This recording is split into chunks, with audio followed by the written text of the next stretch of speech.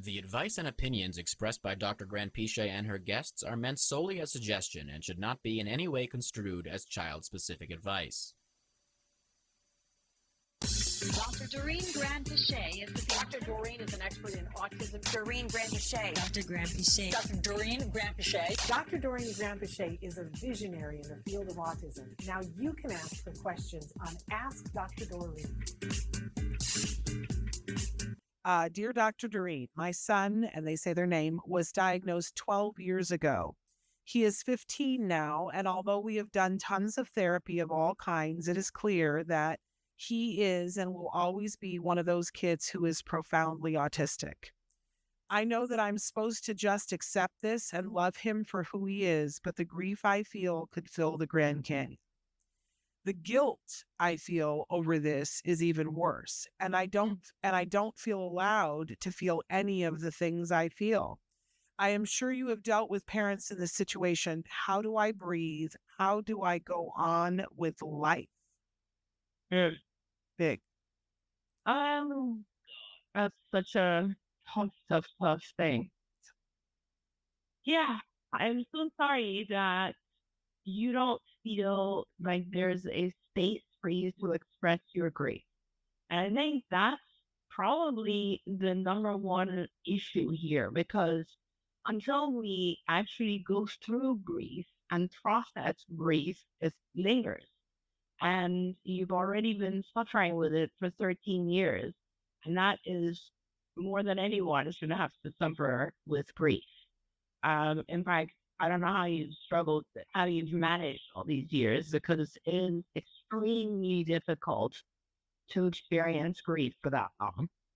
I think, to be honest, for you being able to go forward, you should probably look at some grief counseling, because grief counseling will help you get kind of learn how the stages of grief and allow yourself to go through all of those stages, which all the stages are very powerful, really, and after we get through, like you've now passed denial, because you're saying, hey, I've agreed that I've come to the conclusion that my child will always have autism, be autistic, and pretty severely so.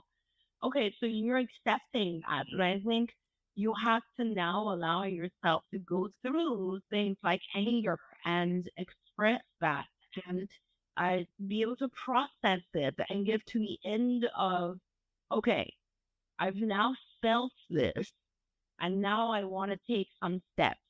And so after you do some grief counseling, which helps you get through all of your emotions that have been pent up for so many years, then you should be looking at acceptance commitment therapy, ACT. And this is actually very good for parents because it allows you to take all of your emotions that you feel about the hand that you've been dealt and turn it into a positive thing. It helps you turn all of your energy into a form of something good that you do in the world, which then allows you to feel like, oh, I'm doing something about this. A lot of times, with grief, it becomes so difficult to handle because we feel hopeless and helpless. Like we feel like we can't do anything about it. We just have this pain in our hearts and there's nothing I can do. Ask therapy techniques help you to kind of take that and move it into something functional and useful in the world. But honestly, I'll say that I have seen that over and over with parents. There are parents, well, Shannon, you should be talking about this a little bit more as well. But, we have so many parents who took their experience and helped others. And it became a very, very powerful way of dealing with all the emotions that they had in the beginning. Being able to put that out into the world and helping others and turn it into something, even if it's just a matter of sharing your experience, even if it's a matter of, being part of a group of other parents who have severely challenging kids.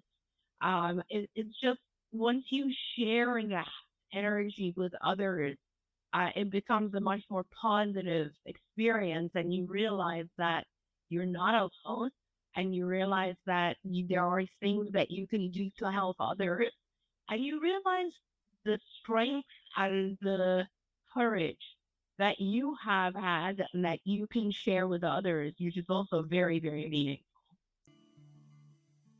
Don't forget, you can watch Ask Dr. Doreen live every Tuesday morning at 10 a.m. Pacific time. We hope to see you there.